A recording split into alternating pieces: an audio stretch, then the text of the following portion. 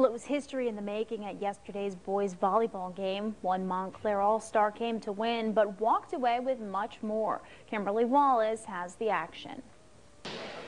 Josh Doros came to play some serious volleyball when Montclair visited the Clifton Mustangs. The 6'6" senior outside hitter tore up the court, finishing the game with a personal best and school record of 27 kills.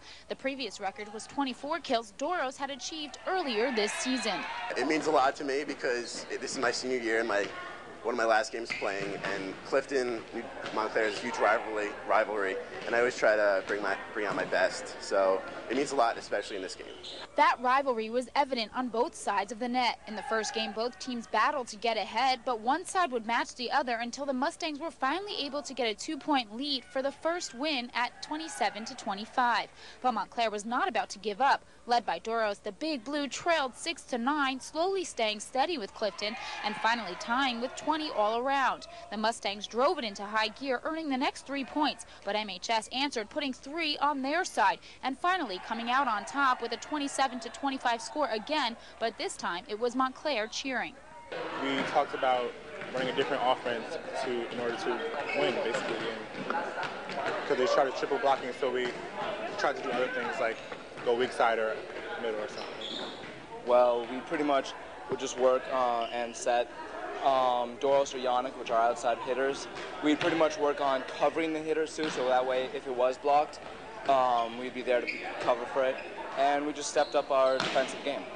Montclair looked to make the complete comeback going into the third game. They held the advantage for most of the game until the Mustangs' offense rallied, securing 7 out of 10 mid-game points for the tie with 13s. It was the Mustangs' turn to lead the game, but Montclair came back once again with a late-in-the-game rally. Losing 21-22, they played off of Clifton's weaknesses, winning the next 3 volleys to finally secure the lead, completing the comeback and winning the third game 25-23 for their 16th win of the season. We knew it coming in. They're one of the top 4 or 5 teams in North Jersey, and we knew that we were going to be outmatched at some positions, but we had Josh and Yannick as our hitters. So we told them, let's go to the strength. The same old boring winner is okay. Let's just go to the guys that got us here, and hopefully they can carry us home. And they did. The back row guys passed the ball, sacrificed their bodies, but the front row guys killed the ball and won it for us. You just try to take it one play at a time. I know that's very cliched, but every play you try to focus and rethink everything in your strategy. I think we just tried to play as a team, tried to get every ball up and just work together and talk out there. Clifton's only game for the rest of the week is against Teaneck, while Montclair will play Bloomfield in their next game. They then play in the semifinals for the Essex County tournament on Saturday against Livingston. Reporting from Clifton, I'm Kimberly Wallace, WNBC Sports.